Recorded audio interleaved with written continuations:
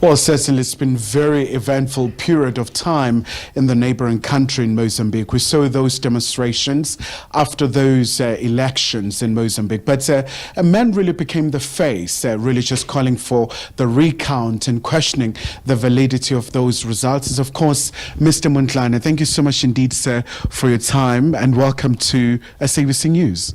Thank you so much for the privilege to speak to this very honor media.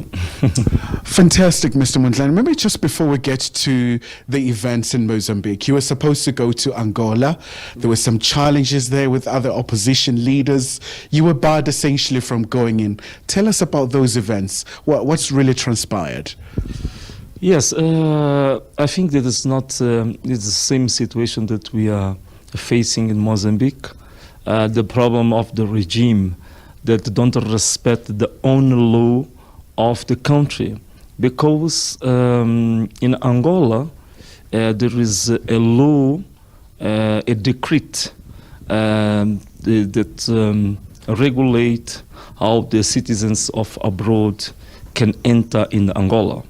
And I was studying this decree, and this decree said that when someone refusing to enter in Angola, the immigration service must show the grounds, the fundamentals to reject someone to enter. And when we arrived there, they didn't say anything. They took us to a corridor, then they deport us. But no, they didn't respect even the law, the domestic law of Angola. And they violating the protocols, the immigration agreements of SADC, of UA, and that's why I make a proposal to consider that day, the day of the shame, public shame in Angola. Yeah. Mr. Mondlane, let's go back to the situation in Mozambique. We saw those elections, we saw the demonstrations, and now in January we saw the inauguration of President Daniel Chapo.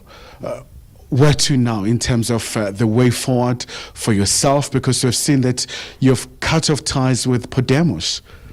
Yes, now with Podemos we are split because we have got a choice here, to be in the side of the people or to be in the side of the benefits, the salary. The Podemos leader, he chose to be in the side of the salary and the benefits, and we are continuing the side of the people.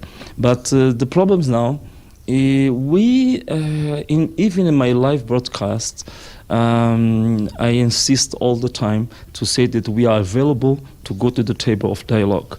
And the government, until now, they didn't say anything about this, and the situations in Mozambique are becoming worse because all the political, economical, and social indicators are going down now. It's very, very situation that we must solve, and I'm able to be the part of the solution of this problem. And are you keen to join President Chapo's government? Because he has been talking about this pact. Recently, when he visited South Africa, engaging with President Ramaphosa in Cape Town, I think there was an undertaking for him to go back to the opposition leaders and have an engagement so that we see the pact signed. Are you keen to be part of those developments?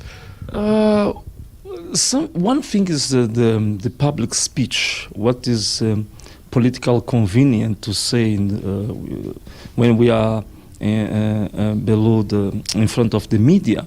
Other things, the practical things that we can see on the ground. And the situation in Mozambique is very different